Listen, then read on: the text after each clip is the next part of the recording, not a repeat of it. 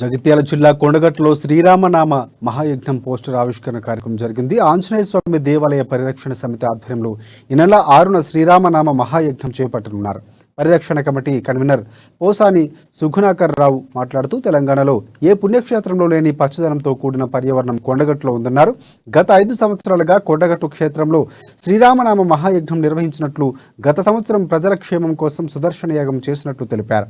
ఆలయ అభివృద్ధికి నిధులు వెంటనే విడుదల చేసి పనులు ప్రారంభించాలని డిమాండ్ చేశారు.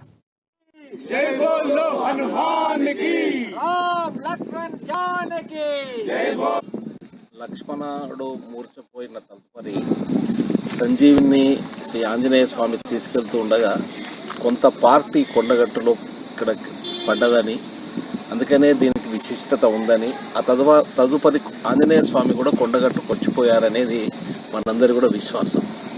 అంతేకాకుండా ఇంకొక పెద్ద ప్రత్యేకత ఉంది. తెలంగాణలో ఏ దేవాలయం కూడా లేని ప్రకృతి వనరులు ఇక్కడ ఉన్నాయి.